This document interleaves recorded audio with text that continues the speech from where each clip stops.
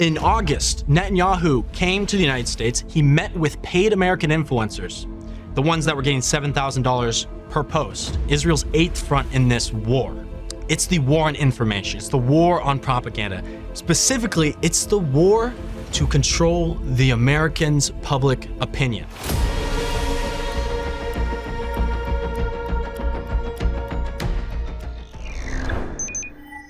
A lot of people know that Israel is attacking all of their neighbors. 7 of their neighbors: Gaza, West Bank, Iraq, Iran, Yemen, Syria, and Lebanon. But what a lot of people have never heard about is they actually have an eighth front, Israel's eighth front in this war. And it's the war on information. It's the war on propaganda. Specifically, it's the war to control the Americans' public opinion, because that is critical for Israel. They know, they've always understood this throughout their Zionist movement, that having and securing the backing of an empire, first the British and then the American, was crucial, was essential for protecting themselves from any accountability, any resistance groups that would topple their project. And so this all started after October 7th, when footage from Gaza of the genocide was going viral on TikTok, specifically very viral. Billions of people were, for the first time for many, coming face to face with what Zionism looked like on the ground.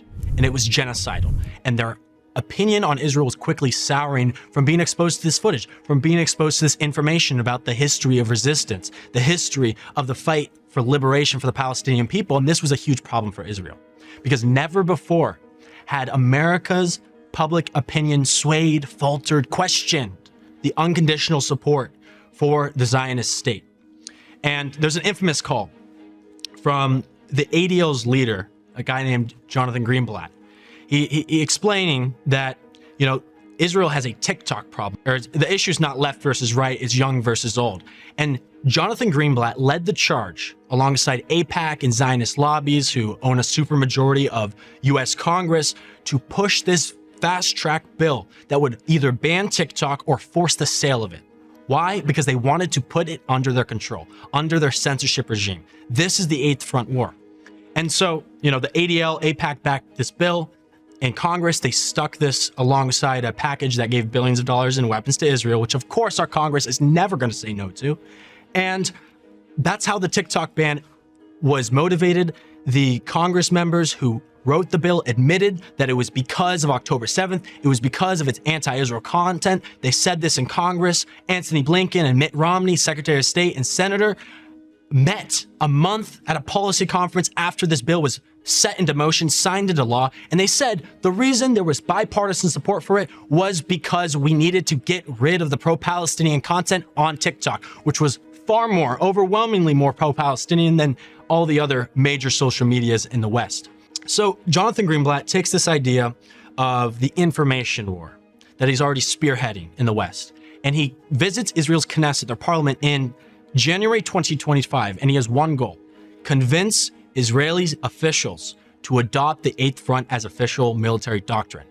He is talking to their parliament. He's saying capturing TikTok is a key part of this strategy. He says we need to take the digital front, the information war, deadly seriously. We need more funding. We need to officially adopt this as policy, and that's exactly what Israel did. Since the beginning of last year, Netanyahu and other Israeli officials have adopted that rhetoric into their speeches. They talk about the Eighth Front openly. They go to policy conference, they discuss it. And it's actually in August, Netanyahu came to the United States. He met with paid American influencers, the ones that were getting $7,000 per post. And he's giving them kind of a lesson. And, there's a video of this. It's quite revealing. And he asks the group of influencers that are on his payroll, what is the most important purchase going on in this Eighth Front?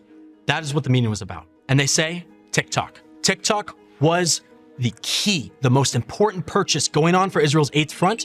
And who are they giving it to? Who have they given it to? Zionist billionaire, MAGA oligarch Larry Ellison, CEO of Oracle, which is a CIA project. He runs data centers for the IDF in Israel. He is close with Netanyahu. Netanyahu parties on his island with him. He's the biggest private donor to the FIDF, and this is the man who just took control of TikTok. It's part of the Eighth Front. Larry Ellison is the Eighth Front, and it's not just that, but they bought CBS News. They turned it into a propaganda outfit for the Trump regime and for the Israeli regime. And they've poured hundreds of millions of dollars into not only paying those influencers $7,000, but to spread bots on social media. There was a report recently from an Israeli news outlet that revealed that over half of Israeli social media accounts are bot farms supporting Netanyahu and his party in the state of Israel. And so what they've done now is captured every single one of the major platforms in the West. And the point is so they can remove pro-Palestinian content. After Larry Ellison bought TikTok, they changed the guidelines. They wouldn't let people criticize Epstein. They banned a lot of the people in the movement, like Jacob Berger, like Bassan, off of TikTok because they don't want their voices being out there. They want to stop them from leading the American people to bringing liberation for Palestine and also for themselves because they are connected.